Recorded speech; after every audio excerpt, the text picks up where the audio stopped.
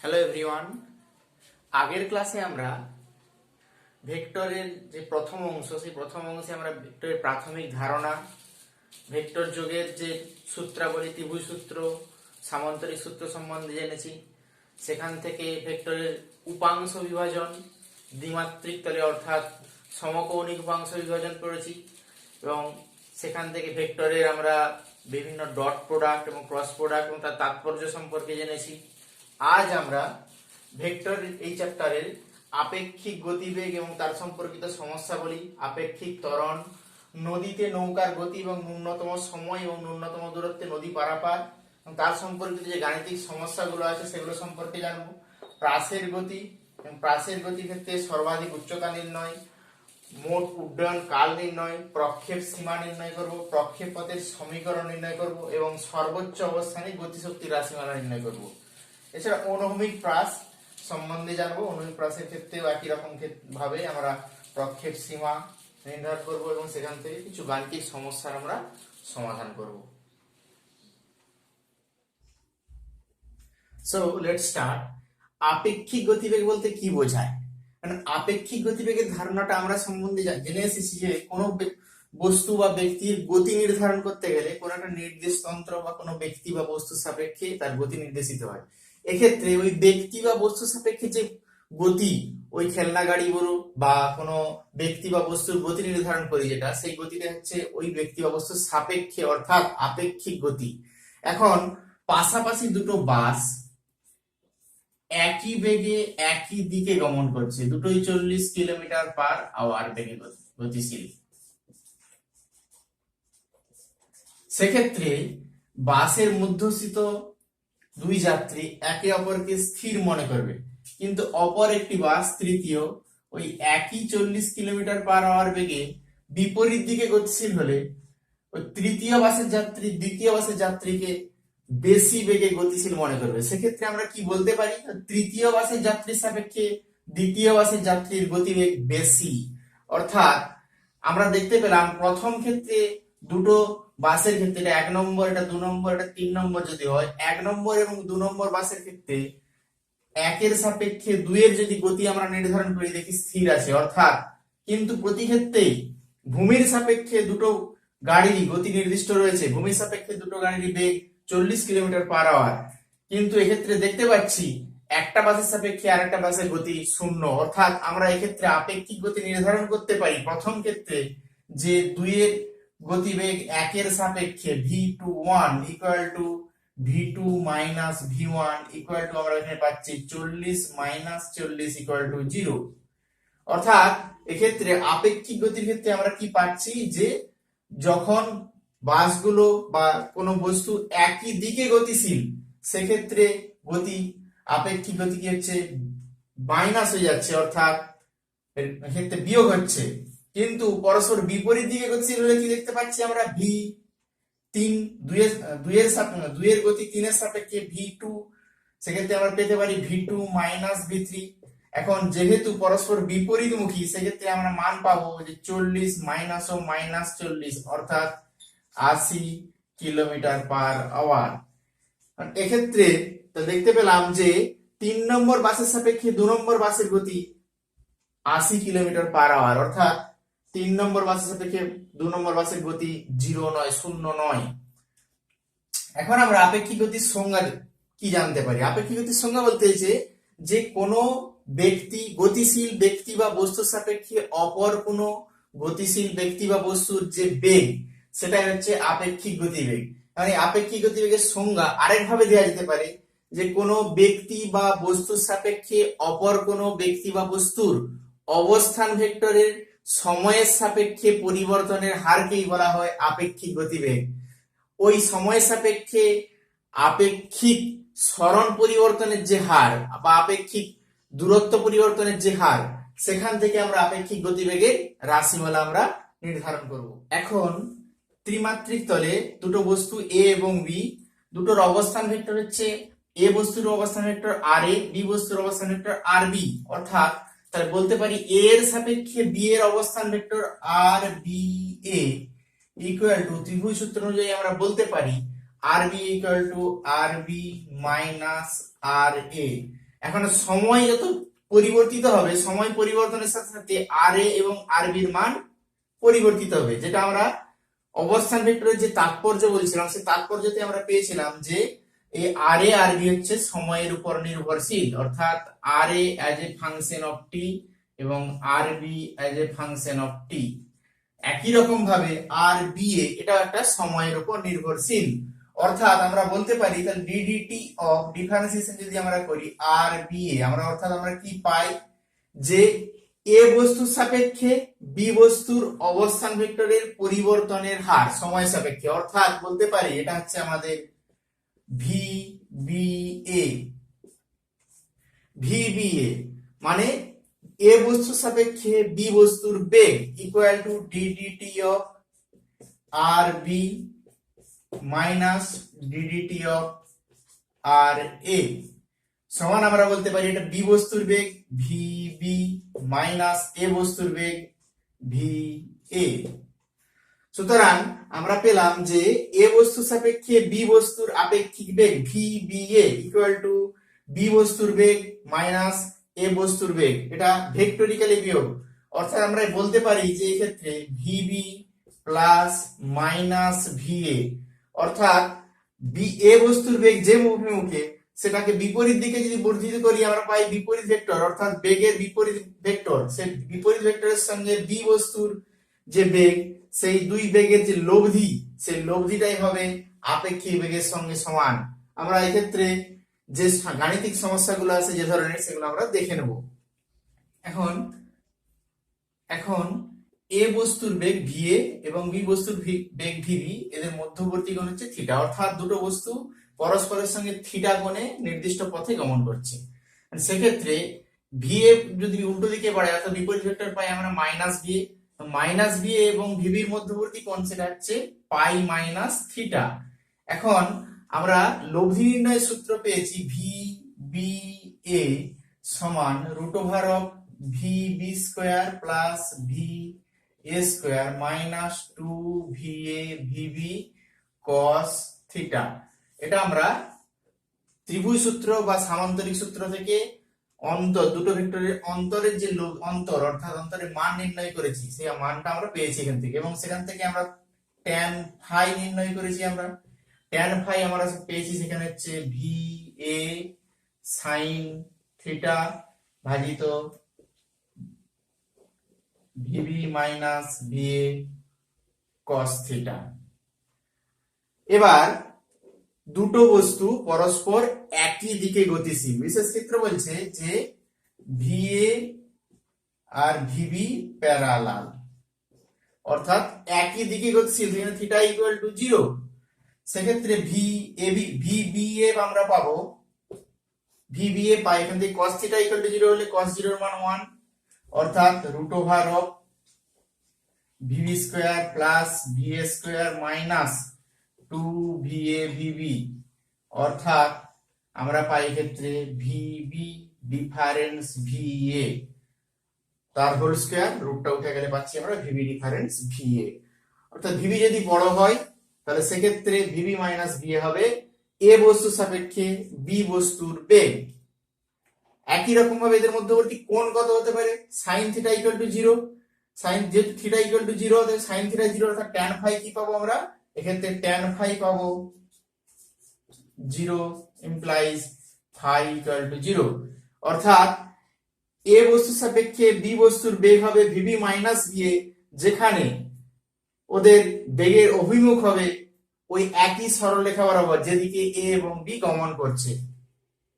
এবার যদি এর বিশেষ ক্ষেত্র অনুযায়ী আমরা পেতে পারি যে যদি V A equal to V B হয়, তাহলে V A equal to V B হলে আমরা পাই V B A equal to 0, অর্থাৎ দুটো বস্তু একই অভিমুখে একই বেগে গতিশীল, যেটা আমরা কিছুক্ষণ আগে উদাহরণে দেখছিলাম যে দুটো বস্তু যাদের গতিবেগ 40 কিলোমিটার পার আওয়ার, একই এক নম্বর এবং 2 নম্বর বস্তু, সেক্ষেত্রে দুটো বস্তুর মধ্যে এ বস্তু সাপেক্ষে বি বস্তুর বেগ হচ্ছে 0, অর্থাৎ দুটো বাসের যদি একই অভিমুখে একই বেগে গতিশীল হয়, বাসের যাত্রীগুলো পরস্পরকে স্থির মনে করবে।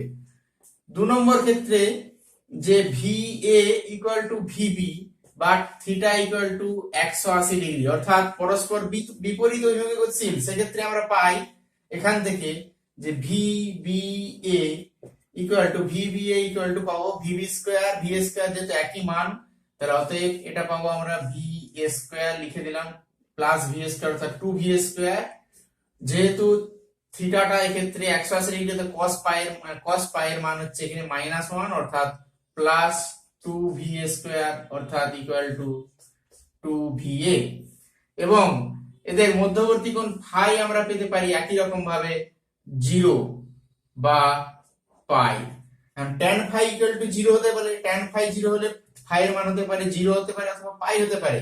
এখন যেহেতু পরস্পর বিপরীত অভিমুখে গতিশীল, তাহলে অতএব আমরা পাইটা গ্রহণ করব, 0টা নয়।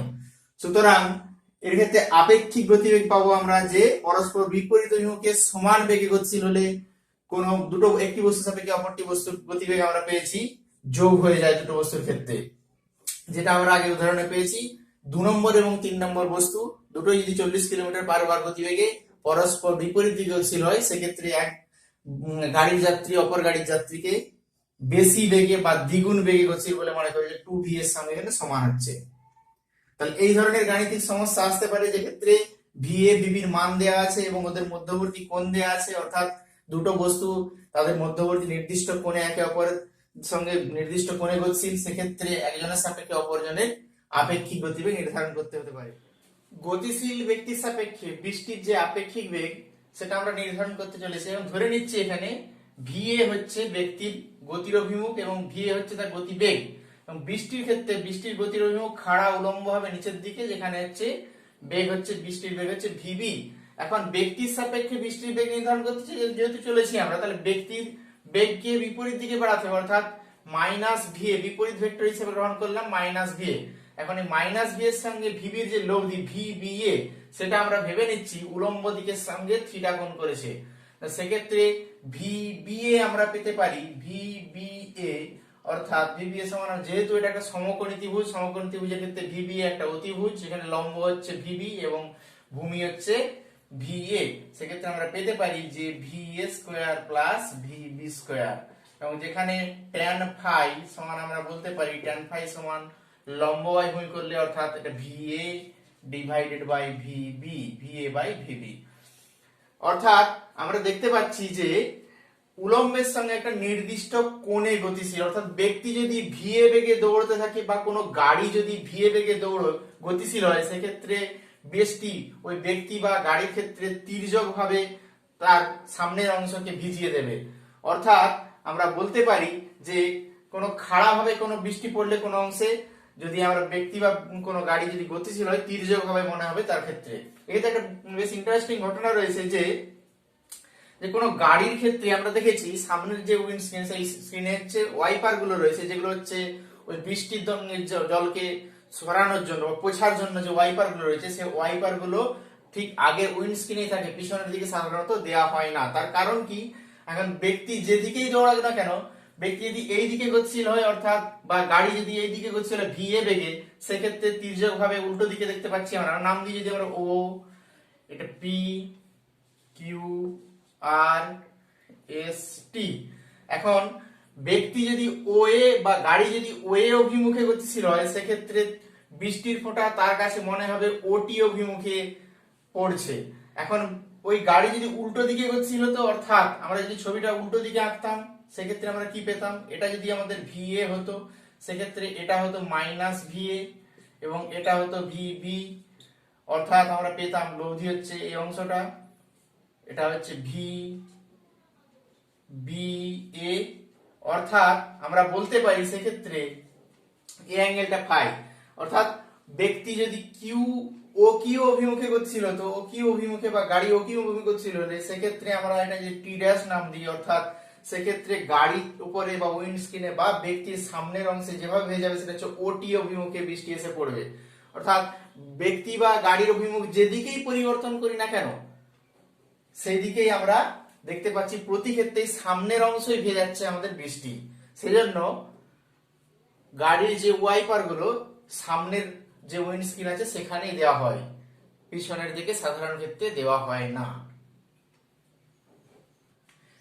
একই রকম ভাবে আপেক্ষিক ত্বরণের ক্ষেত্রেও বেগ নির্ধারণের সমসূত্রের মতো আমরা যদি এ বস্তুর ত্বরণ A small A suffix capital A এবং বি বস্তুর ত্বরণ এ বি হয়, সেক্ষেত্রে আমাদের ওই এ বস্তুর সাপেক্ষে বি বস্তুর যে আপেক্ষিক ত্বরণ হবে অর্থাৎ এ সাফিক্স বি এ, সেটা আমরা পেতে পারি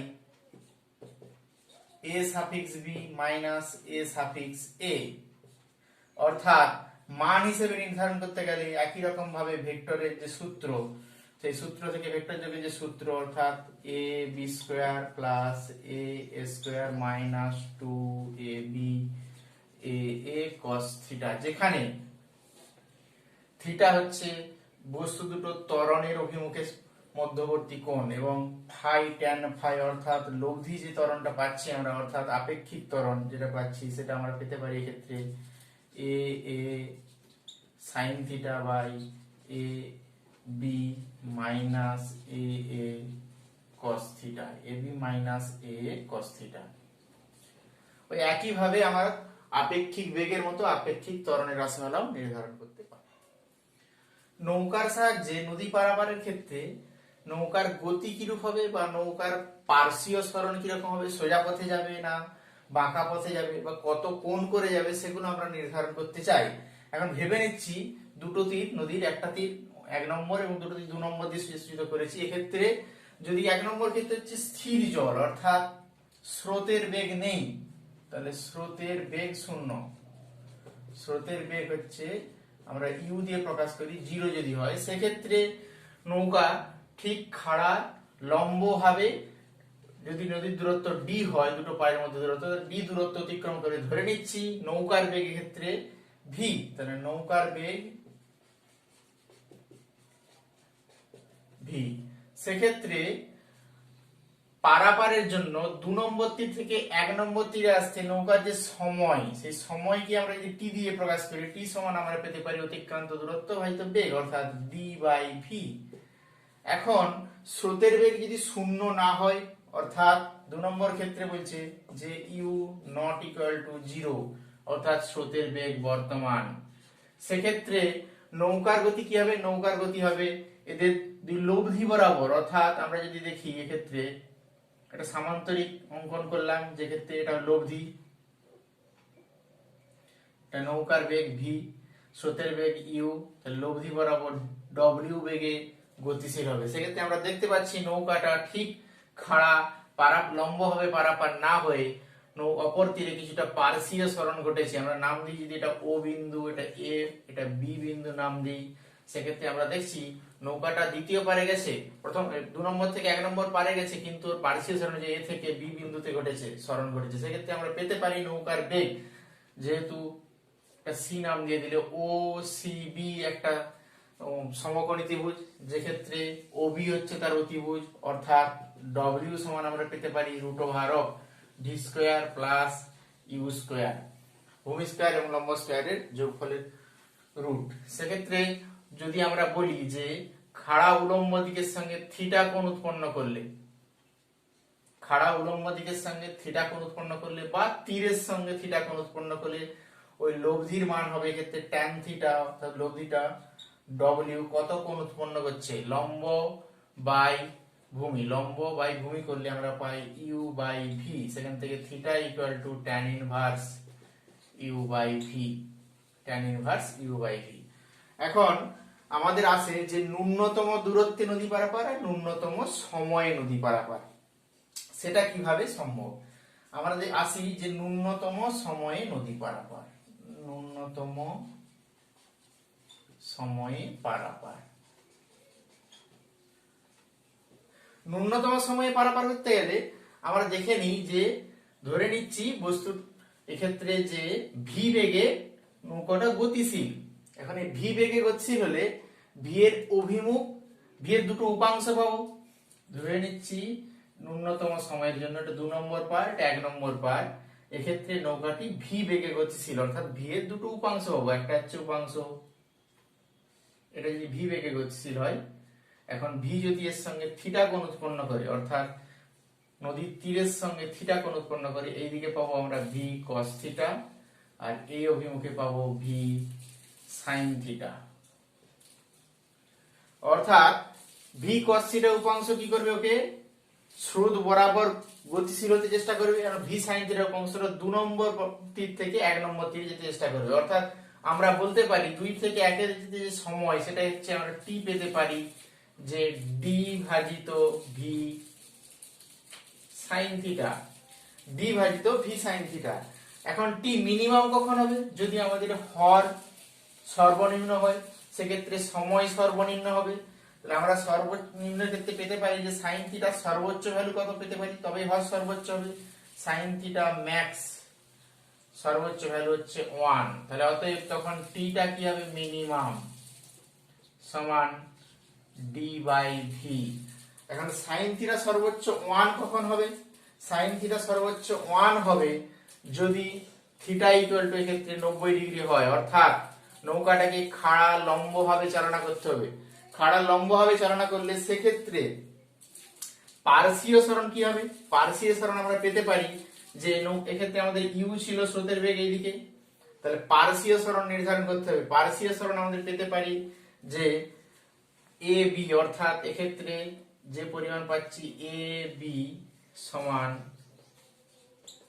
তাহলে এই বরাবর কি কি পাচ্ছি বেগ, এই বরাবর ইউ এবং ভি কস থিটা, তাহলে U plus V cos theta into T, T যেটা পেয়েছি আমরা কত, D by V sine theta. অর্থাৎ আমরা বলতে পারি যে কোন নৌকাকে ইউ বেগে স্রোতের সঙ্গে থিটা কোণে চালনা করলে সেক্ষেত্রে সময় লাগছে আমাদের টি ইকুয়াল টু, সেক্ষেত্রে যে সময়টা সেটা পাচ্ছি আমরা T equal to V D by V sine theta, এবং পার্শ্বীয় সরণ হবে নৌকার এ বি ইকুয়াল টু ওই বরাবর স্রোতের দিক বরাবর যে মোট বেগ U plus V cos theta into সময় D by V sine theta. সুতরাং আমরা পেয়েছি যে ন্যূনতম সময় নদী পারাবার ক্ষেত্রে সময় যখন লাগছে D by V sine theta, আর সেক্ষেত্রে পার্শ্বীয় সরণের রাশিমালা পেয়েছি আমরা A B equal to U plus V cos theta, তার কারণ ভি এর দুটো উপাংশ, এই বরাবর ভি কস থিটা আর এই বরাবর ভি সাইন থিটা, তাহলে U plus V cos theta into সময় অর্থাৎ D by V sine theta. এখন সময় যদি ন্যূনতম অর্থাৎ টি মিনিমাম, ন্যূনতম সময় আমরা পেয়েছি ডি বাই ভি, সেক্ষেত্রে পার্শ্বীয় সরণ আমরা পাবো এ বি ইকুয়াল টু পাবো ইউ, যেহেতু cos sin theta equal to 1 হলে cos থিটা ইকুয়াল টু 0, অর্থাৎ u into D by V, অর্থাৎ D into U by V. সেক্ষেত্রে আমাদের পার্শ্বীয় সরণ হবে ন্যূনতম সময় যখন, তখন পার্শ্বীয় সরণ পাচ্ছি আমরা D into U by V. ন্যূনতম দূরত্বে অর্থাৎ ঠিক নদীর যে দুটো পাড়ের মধ্যে যে লম্ব দূরত্ব, সেই দূরত্ব বরাবর যদি নদীকে কোন নৌকাকে পারাপার করতে হয়, অর্থাৎ আমরা ডব্লিউ বেগে পারাপার করতে হবে, যেটা ডব্লিউটা কি ক্ষেত্রে লব্ধি বেগ, সেক্ষেত্রে নৌকার বেগ হতে হবে স্রোতের বিপরীত দিকের সঙ্গে ভি বেগে নৌকাকে চালনা করতে হবে। সেক্ষেত্রে আমরা ডব্লিউর মান পেতে পারি, ডব্লিউ যেখানে হচ্ছে লম্ব সমান V square minus U square, এবং অ্যাঙ্গেল এটা থিটা হলে আমরা পেতে পারি এই অ্যাঙ্গেলটা থিটা, অর্থাৎ ট্যান থিটা সমান আমরা পেতে পারি এখানে লম্ব বাই ভূমি অর্থাৎ ইউ বাই ভি, যেখানে theta equal to tan inverse U by V পেতে পারি। অর্থাৎ আমরা বলতে পারি যে লম্ব দিকে যদি পাঠাতে হয় ঠিক খাড়া লম্ব বরাবর, সেক্ষেত্রে নৌকাকে স্রোতের বিপরীত দিকের সঙ্গে একটা নির্দিষ্ট কোণে নির্দিষ্ট বেগে গমন করতে হবে। সেক্ষেত্রে সময় কত লাগবে, সেক্ষেত্রে সময় আমরা পেতে পারি যে পারাপারের জন্য ডি বাই ওই বরাবর যে বেগ ডব্লিউ, অর্থাৎ D by root over of V square minus U square, V square minus U square. এখান থেকে যে ধরনের সমস্যা আছে তার একটা উদাহরণ আমরা দেখে নেব। একটা সমস্যা দেয়া আছে যে একটি নৌকা যার বেগ বলা আছে 8 কিলোমিটার পার আওয়ার আর স্রোতের বেগ বলা আছে 4 কিলোমিটার পার আওয়ার, সেক্ষেত্রে নৌকাটি বলছে কত বেগে কত কোণে চালনা করলে তীরের সঙ্গে খাড়া অপর প্রান্তে যে পৌঁছবে, অর্থাৎ আমরা এ থেকে বি বিন্দুতে গিয়ে পৌঁছাবে খাড়া, অর্থাৎ আমাদের এই কোণটা নির্ধারণ করতে হবে। এই কোণটার জায়গায় আমরা যদি এই কোণটা নির্ধারণ করি সেটাও পেতে পারি এখান থেকে আমরা। তো ধরে নিচ্ছি এই কোণটা ফাই, তাহলে সেখান থেকে আমরা পেতে পারি, জানি কি কি আমরা আমরা এই নৌকার বেগ জানি অর্থাৎ ভি জানি, আর কি জানি এক্ষেত্রে আমাদের স্রোতের বেগ, বিপরীত দিকে স্রোতের বিপরীত বেগ জানি আমরা 4 কিলোমিটার পার আওয়ার। তাহলে সেক্ষেত্রে আমাদের সাইন থিটা আমরা পেতে পারি, সাইন থিটা সমান আমরা পেতে পারি যে লম্ব বাই অতিভুজ অর্থাৎ ইউ বাই ভি অর্থাৎ 4/8 ইকুয়াল টু হাফ, অর্থাৎ থিটা সাইন থিটা হাফ হলে থিটার মান হয় 30 ডিগ্রি। সুতরাং এটা থিটা এক্ষেত্রে, সুতরাং তীরের সঙ্গে যে কোণ আলফা সমান আমরা লিখতে পারি π/2 অর্থাৎ 90 ডিগ্রি মাইনাস 30 ডিগ্রি অর্থাৎ 60 ডিগ্রি। অর্থাৎ আমরা বলতে পারি উত্তর হিসেবে যে নৌকাটিকে স্রোতের বিপরীত দিকের সঙ্গে 60 ডিগ্রি কোণে চালনা করলে নৌকাটি খাড়া এ থেকে বি বিন্দুতে এসে পৌঁছাবে, অর্থাৎ ন্যূনতম দূরত্বে নদী পারাপার করা সম্ভব হবে। এই ধরনের প্রবলেম এখানে আসতে পারে। সরল রেখায় সমতরণের গতি বা সরল রেখায় সমবেগে গতির ক্ষেত্রে আমরা যে সমীকরণগুলো পেয়েছি, এটা সমতরণের গতির ক্ষেত্রে v সমান u প্লাস এটি, s equal to ut plus half এটি স্কয়ার, এবং সমবেগে গতির ক্ষেত্রে v সমান অনলি এটি, যেখানে v সমান only s equal to v ut, যেখানে সমবেগে গতির ক্ষেত্রে যেখানে s equal to only ut, অর্থাৎ যেখানে ত্বরণ শূন্য। এখন এই সমীকরণগুলো সমতলে গতির ক্ষেত্রে আমরা কিভাবে ব্যবহার করতে পারি? এখন সমতলে গতির ক্ষেত্রে কোনো বস্তুর বেগ কোনো মুহূর্তে আমরা ভেবে নিতে পারি একটা নির্দিষ্ট কোণে রয়েছে, অর্থাৎ এদিকে যদি আমাদের ইউ প্রাথমিক বেগ ভেবে নিই, সেটা আমাদের এক্স অক্ষের সঙ্গে থিটা কোণ উৎপন্ন করে, তাহলে আমরা পেতে পারি ইউর দুটো উপাংশ পেতে পারি। এই বরাবর যদি ইউ এক্স ভেবে নিই সেটা হচ্ছে ইউ কস থিটা, আর এই বরাবর ইউ ওয়াই ভেবে নিই তাহলে সেটা হচ্ছে ইউ সাইন থিটা। অর্থাৎ আমরা দেখতে পাচ্ছি যে বেগের দুটো উপাংশ পাচ্ছি দুটো নির্দিষ্ট দিক বরাবর, একই রকম ভাবে ত্বরণের দুটো উপাংশ পেতে পারি। সেক্ষেত্রে আমাদের গতির সমীকরণগুলো পরিবর্তিত হয়ে যাবে। কিভাবে পরিবর্তন করতে পারি?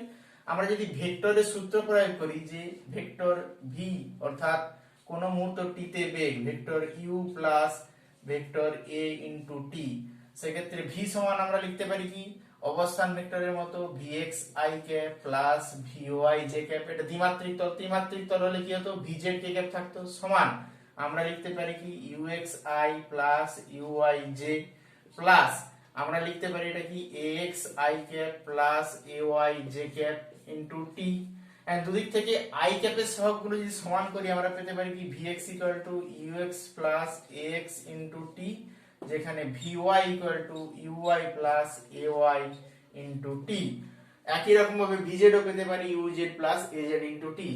অর্থাৎ আমরা কি পেয়ে গেলাম যে ওর উপাংশগুলো যদি আমরা বিভাজন করতে পারি কোনো বেগ বা ত্বরণের, সেই উপাংশগুলো নির্দিষ্ট অক্ষ বরাবর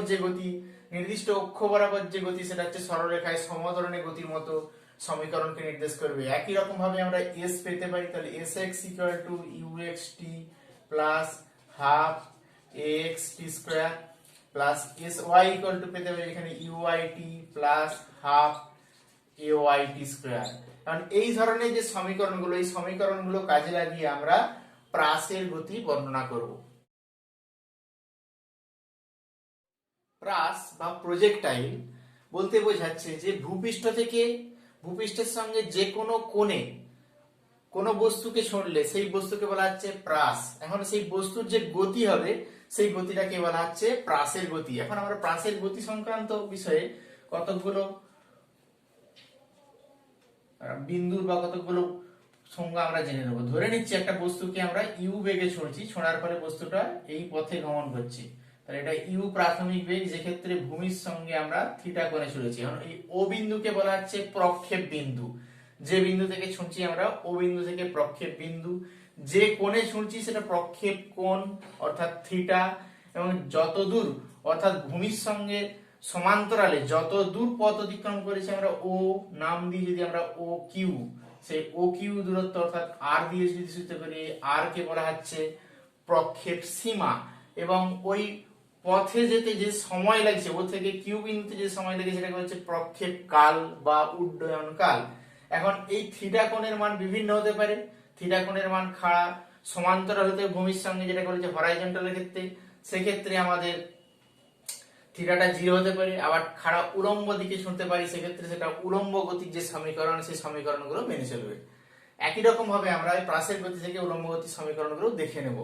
প্রাসের গতির ক্ষেত্রে ধরে নিচ্ছি তাহলে ইউ হচ্ছে প্রাথমিক বেগ, ইউ দুটো উপাংশ, এই বরাবর উপাংশ হচ্ছে ইউ cos থিটা, যেটার কোনো পরিবর্তন হচ্ছে না, তার কারণ ও কিউ বরাবর অর্থাৎ এক্স অক্ষ বরাবর ভূমির সঙ্গে সমান্তরালে কোনো বল নেই বা কোনো ত্বরণ সৃষ্টি হচ্ছে না, তাই ইউ কস থিটাটা ধ্রুবক। তাহলে পরিবর্তন হচ্ছে কোনটা? ইউ সাইন থিটা উপাংশটা। তাহলে ইউ সাইন থিটা উপাংশটা পরিবর্তন হচ্ছে, তার কারণ কি? আমাদের এক্ষেত্রে অভিকর্ষীয় ত্বরণ জি নিচের দিকে ক্রিয়া করছে অর্থাৎ বস্তুর গতিকে মন্দীভূত করছে। সেক্ষেত্রে আমরা ওয়াই অক্ষ বরাবর গতি বিবেচনা করতে চাই। এখন এক্ষেত্রে প্লাস উপরের দিকে ছুঁড়লে যে পথে গমন করছে তার এই বিন্দুটাকে বলছি আমরা পি বিন্দুকে বলছি সর্বোচ্চ বিন্দু। পি বিন্দুকে সর্বোচ্চ বিন্দু, যে কোনো অবস্থান আমরা একটা ধরে নিচ্ছি এক্স, যে কোনো অবস্থান আমরা ধরে নিচ্ছি এক্ষেত্রে এম, কারণ এম এই বিন্দুটা স্থানাঙ্ক ধরে নিচ্ছি এক্স কমা ওয়াই, এম এক্স কমা ওয়াই। পি বিন্দুর ক্ষেত্রে সর্বোচ্চ উচ্চতা যদি হয় আমাদের পি, এটাকে নাম দিলাম পি,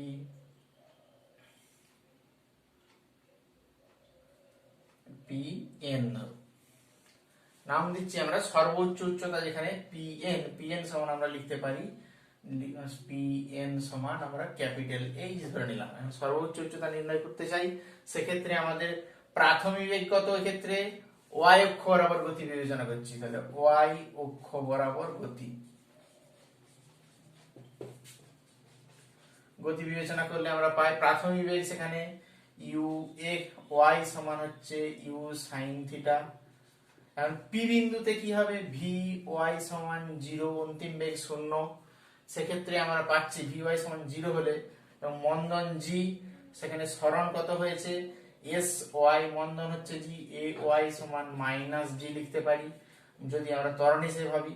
আর সেক্ষেত্রে আমাদের সরণ এস ওয়াই সমান এইচ, অর্থাৎ ওয়াই অক্ষ বরাবর সরণ হয়েছে এইচ। সেক্ষেত্রে আমরা সূত্র পাই, কোন সূত্র প্রয়োগ করব? প্রয়োগ করবো এখানে যে ভি স্কয়ার অর্থাৎ ভি ওয়াই স্কয়ার সমান U Y square plus 2ay plus 2ay into sy, অর্থাৎ V square equal to U square plus 2as প্রয়োগ করলাম। এখানে প্রয়োগ করলে পাই আমরা 0 সমান U square sin square theta minus 2gh, অর্থাৎ আমরা h পেতে পারি এখানে h equal to U square sin square theta by 2g। এটাই হচ্ছে আমাদের সর্বোচ্চ উচ্চতার সমীকরণ, সর্বোচ্চ উচ্চতার সমীকরণ। এখন এই সর্বোচ্চ উচ্চতা বিভিন্ন ক্ষেত্রে বিভিন্ন থিটা ইকুয়াল টু 0 হলে অর্থাৎ ভূমির সমান্তরালে গেলে h সমান 0, theta equal to pi by 2 অর্থাৎ 90 ডিগ্রি হলে আমরা h পেতে পারি এখানে ইউ স্কয়ার বাই 2g, যেটা উলম্ব গতির সমীকরণকে নির্দেশ করছে। অর্থাৎ খাড়া উলম্ব দিকে ছুঁড়লে যে সমীকরণের রাশিমালা আমরা পেয়েছিলাম একমাত্রিক গতিতে h equal to U square by 2g, সেই সমীকরণকে নির্দেশ করছে। এটা পেলাম আমরা সর্বোচ্চ উচ্চতা সমীকরণ h equal to U square sin square theta by 2g। এবার আমরা আসি উড্ডয়ন কাল নির্ণয় করি। উড্ডয়ন কালের ক্ষেত্রে দুটো অংশ, একটা হচ্ছে উঠছে অর্থাৎ উত্থান কাল, আর একটা হচ্ছে অবরোহণ কাল বা নামছে। যেখানে ও থেকে পি অবস্থানে যাচ্ছে সেটা হচ্ছে উত্থান কাল। সেই উত্থান কালের ক্ষেত্রে ওয়াই বরাবর গতি বিবেচনা করছি আমরা। ওয়াই বরাবর গতির ক্ষেত্রে সব সময় আমরা পেয়েছি যে ভি ওয়াই ইকুয়াল টু 0, অর্থাৎ এই বিন্দুতে যে বেগ সেই বেগের কেবলমাত্র আমরা ইউ কস থিটা উপাংশটা পাচ্ছি, যেখানে ইউ সাইন থিটা উপাংশটা 0।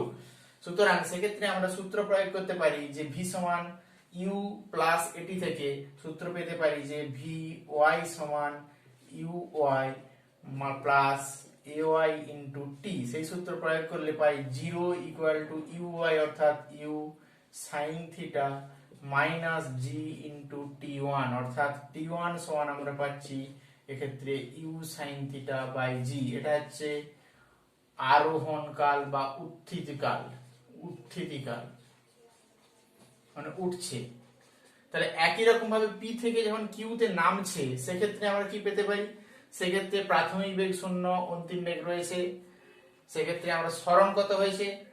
ওয়াই বরাবর সরণ হয়েছে এইচ, সর্বোচ্চ এইচ এর রাশিমালা আমরা পেয়েছি H equal to U square sine square theta by 2g।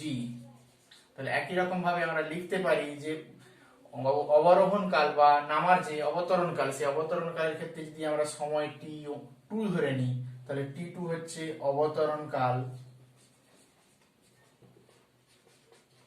অর্থাৎ পি থেকে কিউতে নামতে যে সময় সেক্ষেত্রে আমরা পেতে পারি যে এইচ ইকুয়াল টু নিচের দিকে নামছে প্রাথমিক বেগ কত 0, অর্থাৎ প্রাথমিক বেগের ক্ষেত্রে আমাদের ভি ওয়াই পি বিন্দুতে ওয়াই বরাবর বেগ হচ্ছে 0, U T plus half G T two square, অর্থাৎ আমরা পেতে পারি এক্ষেত্রে টি টু সমান রুট ওভার 2h/g, অর্থাৎ এইচ এর মান যদি U square sine square theta by 2g অর্থাৎ পুট করলে আমরা পাই U sine theta by G. সুতরাং মোট সময় উড্ডয়নকাল টি সমান আমরা পেতে পারি t1 প্লাস t2 সমান, যেহেতু মানগুলো একই পেয়েছি আমরা t1 এবং t2 সমান, t1 এবং t2 এর মান যেহেতু সমান পেয়েছি একই, অর্থাৎ আমরা পেতে পারি এক্ষেত্রে 2u sin theta divided by G. একই রকম ভাবে থিটা ইকুয়াল টু 90 ডিগ্রি হলে পাই বাই 2 হলে আমরা পেতে পারি এক্ষেত্রে 2u বাই জি, যেটা হচ্ছে আমাদের অভিকর্ষে উলম্ব গতির যে সমীকরণ ছিল। সেক্ষেত্রে মোট উত্থিতি মোট উড্ডয়নকালের যে সময় 2u বাই জি এর সঙ্গে সমান। সীমা নির্ধারণের জন্য আমরা এক্স অক্ষ বরাবর গতি বিবেচনা করব। এক্স অক্ষ বরাবর কি কি কাজ করছে? এক্স অক্ষ বরাবর প্রাথমিক বেগ ইউ এক্স আমরা পেয়েছি ইউ কস থিটা। এখন এক্স অক্ষ বরাবর যেহেতু কোনো ত্বরণ নেই, অর্থাৎ এ এক্স ইকুয়াল টু 0, সেক্ষেত্রে বলতে পারি এটা সমবেগে গতি, সমবেগে যাচ্ছে বস্তুকণা। কারণ সমবেগে গেলে তাহলে এক্ষেত্রে সময় কত লাগছে? সময় লাগছে আমাদের যে উড্ডয়নকাল টি, সেই সময়ের সঙ্গে সমান, অর্থাৎ এক্ষেত্রে আমরা সরণ সমান এস সমান আমরা ভিটি যে সমীকরণ সেটা পাই যে ইউ এক্স ইন্টু টি, অর্থাৎ আমরা পেতে পারি এক্ষেত্রে ইউ এক্স এর মান হচ্ছে ইউ কস থিটা আর টি এর মান 2u sin থিটা, অর্থাৎ 2u square sin theta cos theta by G. এটাকে আমরা লিখতে পারি যে u square 2 sin theta cos theta, অর্থাৎ 2 sin থিটা cos থিটা আমরা লিখতে পারি sin 2 থিটা u স্কয়ার। এটা হচ্ছে অংশকোণের যে সমীকরণ আমরা তোমরা গণিতে পাবে, যেখানে 2 sin থিটা cos থিটা সমান sin 2 থিটা বাই জি। এখন এই r এর মান সর্বোচ্চ কখন হবে সেটা আমরা দেখে নিতে চাই। কারণ r সর্বোচ্চ হতে গেলে r ইকুয়াল টু ম্যাক্সিমাম, সর্বোচ্চ হতে গেলে কখন সর্বোচ্চ হবে? যদি sin theta part sin 2 theta পার্টটা সর্বোচ্চ হয়, অর্থাৎ sin 2 থিটা ইকুয়াল টু 1 হয়। অর্থাৎ আমরা বলতে পারি যেখানে 2 theta equal to pi by 2 implies theta equal to pi by 4। অর্থাৎ আমরা বলতে পারি যে ভূমির সঙ্গে 45 ডিগ্রি কোণে যদি বস্তুটাকে আমরা ছুঁড়তাম, ওই নির্দিষ্ট বেগের জন্য বস্তুটা সর্বোচ্চ পথ অতিক্রম করতে হয়। এখন বেগ যদি পরিবর্তিত হয় অর্থাৎ ইউ পরিবর্তিত হয়, ইউ পরিবর্তিত হলে আর পরিবর্তিত হবেই। এখন এই থিটা ইকুয়াল টু 45 ডিগ্রি অর্থাৎ ভূমির সঙ্গে 45 ডিগ্রি কোণে ছোড়ার ফলে আমরা সর্বোচ্চ উচ্চতা পাই এইচ ম্যাক্স, যেটা আমরা পাই এইচ ম্যাক্স সমান পেতে পাই U square sine square theta, অর্থাৎ পাই বাই 4 এর জন্য যে সর্বোচ্চ উচ্চতা এইচ সাইন 45 ডিগ্রি মান কত পাবো আমরা এখানে? এইচ এরটা সর্বোচ্চ মান নয়, এই theta equal to pi by 4 এর জন্য যে H, theta equal to pi by 4 এর জন্য যে এইচ, সেটা পাচ্ছি আমরা এখানে U square by 2g into sin square theta. sin square 45 degree মান হচ্ছে sin 45 ডিগ্রি মান হচ্ছে 1/√2, তাহলে 1/2 সমান আমরা লিখতে পারি u স্কয়ার ভাজিত 4g। এবার t এর মান পাই যেখানে t সমান আমরা পাচ্ছি 2u sin থিটা, অর্থাৎ 2u বাই g ইনটু 1/√2 সমান √2u বাই g। অর্থাৎ আমরা পেলাম যে 45 ডিগ্রি কোণে ছুঁড়লে সর্বোচ্চ উচ্চতা তখন হয় ইউ স্কয়ার বাই 4g এবং মোট উড্ডয়ন কাল হয়, উড্ডয়ন কাল হচ্ছে √2u বাই g। এইচ এবং আর অর্থাৎ সর্বাধিক উচ্চতা এবং সর্বোচ্চ প্রক্ষেপ সীমার মধ্যে যে সময় সম্পর্ক, সেই সম্পর্ক আমরা নির্ধারণ করতে চাই। আর বাই এইচ ইকুয়াল টু আমরা পেতে পারি আর বাই এইচ ইকুয়াল টু পেতে পারি আর সমান এখানে 2u square sin theta cos theta by g, আর এখানে u square sin square theta by 2g, অর্থাৎ পাচ্ছি এখানে 4 cot থিটা, অর্থাৎ cos theta by sin theta আমরা পাই cot থিটা। এখন থিটার মান যদি আমাদের 45 ডিগ্রি হয়, অর্থাৎ যদি আমরা 45 ডিগ্রি কোণে যদি ছুরি, যেটা আমরা শর্টপুটের ক্ষেত্রে সাধারণ ক্ষেত্রে ব্যবহার করা হয়, যে শর্টপুটের ক্ষেত্রে যে বল লোহার বলটাকে ছোড়া হয় সেটা সর্বোচ্চ দূরত্ব পর্যন্ত পৌঁছাবে যদি আমরা 45 ডিগ্রি তে ছুঁড়ি। সেক্ষেত্রে আমরা আর এর মান পাচ্ছি আর বাই এইচ cot 45 ডিগ্রির মান 1 ইকুয়াল টু 4 অর্থাৎ r ইকুয়াল টু 4h। অর্থাৎ 45 ডিগ্রিতে শুনলে আমরা যে বেগে শুনছি ওই নির্দিষ্ট বেগের জন্য r এর মান 4h এর সঙ্গে সমান। প্রক্ষেপ পথের সমীকরণ নির্ধারণ করার ক্ষেত্রে আমরা প্রক্ষেপ পথের উপর একটা বিন্দু নিলাম mxy, যার স্থানাঙ্ক xy, মানে সেক্ষেত্রে mk হচ্ছে y এবং ok হচ্ছে x। অর্থাৎ x অক্ষ বরাবর গতি এবং y অক্ষ বরাবর গতি দুটোই আমাদের বিবেচনা করতে হবে। x অক্ষ বরাবর গতির ক্ষেত্রে আমরা বলতে পারি সরণ কত হয়েছে এখানে ok, অর্থাৎ x ইকুয়াল টু আমরা বলতে পারি u cos theta into t, যেখানে ও থেকে m বিন্দুতে আসতে সময় লেগেছে t। একই রকম ভাবে y অক্ষ বরাবর গতির ক্ষেত্রে এটা সরল রেখায় সমতলের গতির ক্ষেত্রে যদি আমরা সমীকরণ প্রকাশ করি, আমরা y সমান লিখতে পারি u sin থিটা অর্থাৎ ut minus half gt square, ut minus half gt square, অর্থাৎ t এর মান এখান থেকে যদি পুট করি আমরা u sin থিটা ইনটু এখান থেকে t পাই, যে t সমান x by u cos theta অর্থাৎ x by u cos theta minus half G X by U cos থিটার হোল স্কয়ার সমান আমরা পেতে পারি যে ইউ কেটে গেল, পাচ্ছি আমরা এখানে tan theta into X tan theta minus X square ভাজিত জি এক্স স্কয়ার ভাজিত 2 U square cos square theta. মানে এই সমীকরণটাই হচ্ছে প্রাসের গতির সমীকরণ। এটা দেখতে কি রকম লাগছে, y equal two ax plus bx square, যা অধিবৃত্তের সমীকরণকে নির্দেশ করছে। সুতরাং আমরা বলতে পারি যে প্রাসের গতিপথ অধিবৃত্তাকার। এই প্রাসের যে গতিপথের সমীকরণ এটা একটু রিঅ্যারেঞ্জ করে নিলে আমরা পাই x ইনটু tan থিটা সমান 1 minus gx by divided by tan থিটাটা এখানে নিচে গুণ হয়ে যাবে, tan থিটা গুণ হয়ে গেলে আমরা পাই 2u square sin theta cos theta, আর এই gটা নিচে নেমে গেলে আমাদের হয় এখানে বা ডিভাইডেড বাই g। এখন 2u square sin theta cos theta সেখান থেকে আমরা পেতে পারি যে sin এটা হচ্ছে আমাদের r এর মানকে নির্দেশ করছে, অর্থাৎ x tan theta into 1 minus x divided by r, 1 minus x, যেহেতু r এর মান আমরা পেয়েছি সেখানে যে প্রক্ষেপ সীমা সমান r সমান u square sin 2 theta divided by g, সেখান থেকে আমরা একটা মান পুট করতে পারি। এখন এক্ষেত্রে আমাদের যে প্রাসের গতিপথের সমীকরণ থেকে প্রক্ষেপ সীমার রাশিমালা প্রতিষ্ঠা করতে হতে পারে। সেক্ষেত্রে আমরা পেতে পারি যে প্রক্ষেপ সীমার ক্ষেত্রে প্রক্ষেপ সীমার জন্য প্রক্ষেপ সীমার ক্ষেত্রে x এবং y এর অবস্থান হবে, আমরা লিখতে পারি ধরে নিচ্ছি ক্যাপিটাল X ইনটু 0, যে ক্ষেত্রে আমাদের কেবলমাত্র x অক্ষের উপর অবস্থান করবে। এটা 0 0 পয়েন্ট, এটা হচ্ছে ধরে নিচ্ছি x, 0। সুতরাং আমরা পেতে পারি সেক্ষেত্রে 0 ইকুয়াল টু লিখতে পারি x tan theta into 1 minus x divided by r, implies যে লিখতে পারি x এর মান 0 অথবা 1 মাইনাস x বাই r এর মান 0। এই x ইকুয়াল টু 0 অংশটা কোথায়, গতির শুরুতে, অর্থাৎ এটা আমাদের গ্রহণযোগ্য নয়, দরকার নেই। দরকার কোথায় 1 মাইনাস x বাই r, এটা থেকে আমরা পাই x ইকুয়াল টু r, অর্থাৎ r এর যে মান r u square sin 2 theta by g, সেটাই হবে এক্ষেত্রে প্রক্ষেপ সীমা। প্রাসের সর্বোচ্চ অবস্থানে গতির ক্ষেত্রে সর্বোচ্চ অবস্থানে কেবলমাত্র অনুভূমিক বেগ রয়েছে, যেটা হচ্ছে ux equal to u cos theta.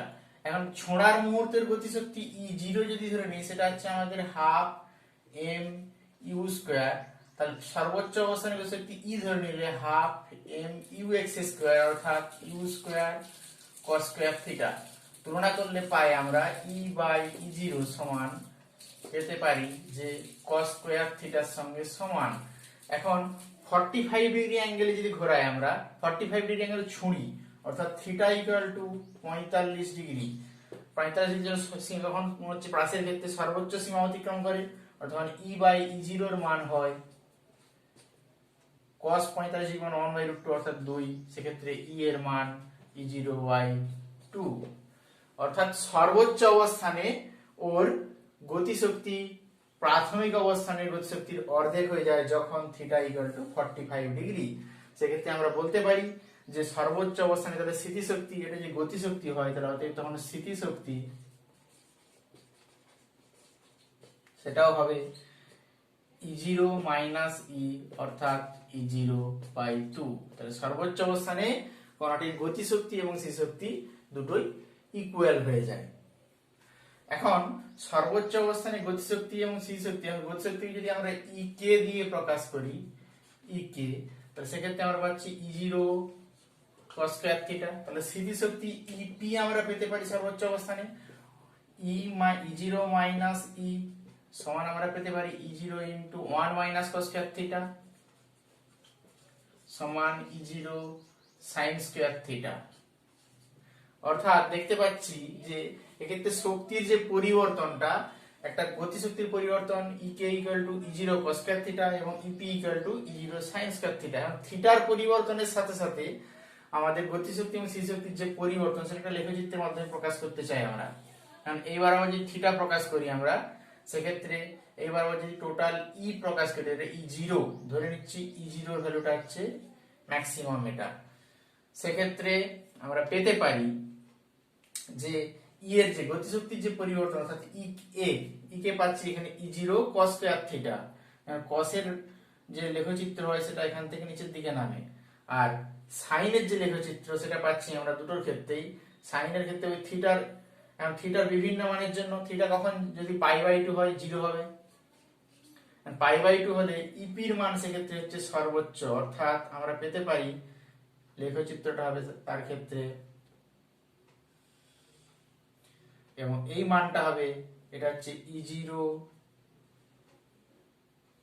দুটো সমান কখন হবে, দুটো সমান হবে তখন এই যেখানে EK ইকুয়াল টু EP হলে আমরা পেতে পারি sin square theta equal two cos square theta, অর্থাৎ tan square theta equal to 1, tan theta equal to 1, theta equal two 45 degree, অর্থাৎ হাফ 45 ডিগ্রিতে আমরা পাচ্ছি যেখানে EK এবং EP দুটোই সমান মানের।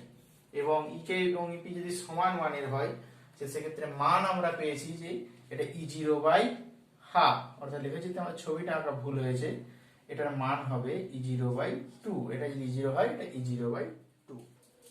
অনুভূমিক প্রাচীর ক্ষেত্রে বস্তুকে নির্দিষ্ট উচ্চতায় হরাইজন্টাল অর্থাৎ ভূমির সঙ্গে সমান্তরালে ছোঁড়া হচ্ছে, সেক্ষেত্রে সমান্তরালে ছড়লে কি হয়, যেহেতু অভিকর্ষ ত্বরণ নিচের দিকে ক্রিয়া করছে সেক্ষেত্রে বস্তুর গতি হবে অধিবৃত্তাকার পথে। আমরা ধরে নিচ্ছি এই উচ্চতা থেকে বস্তুটাকে ছোঁড়া হলো, সেক্ষেত্রে y অক্ষ বরাবর যদি গতি বিবেচনা করি, প্রাথমিক বেগ uy ইকুয়াল টু 0, সরণ sy ইকুয়াল টু h, যেখানে ত্বরণ ay ইকুয়াল টু g, অর্থাৎ আমরা h পেতে পারি এখানে ut plus half at square থেকে পাই আমরা 0 প্লাস হাফ gt স্কয়ার, যদি t সময় লাগে। এখন এক্ষেত্রে যদি x অক্ষ বরাবর বেগ দেওয়া রয়েছে আমাদের, এবার x অক্ষ বরাবর গতি যদি আমরা বিবেচনা করি, x অক্ষ বরাবর পাচ্ছি আমাদের ux ইকুয়াল টু u, কোনো ত্বরণ নেই অর্থাৎ ax ইকুয়াল টু 0। সেক্ষেত্রে আমাদের মোট যে সরণ যেটাকে বলা হচ্ছে প্রক্ষেপ সীমা r সমান আমরা পেতে পারি যে যেহেতু সমবেগে গতি u ইন্টু t। এখন t এর মান এখান থেকে পাই আমরা t সমান √2h/g, অর্থাৎ u ইন্টু √2h/g, অর্থাৎ √2h u square by g। এটাই হবে এর ক্ষেত্রে অনুভূমিক প্রাচীরের ক্ষেত্রে মোট যে প্রক্ষেপ সীমা, সেই প্রক্ষেপ সীমার রাশিমালা।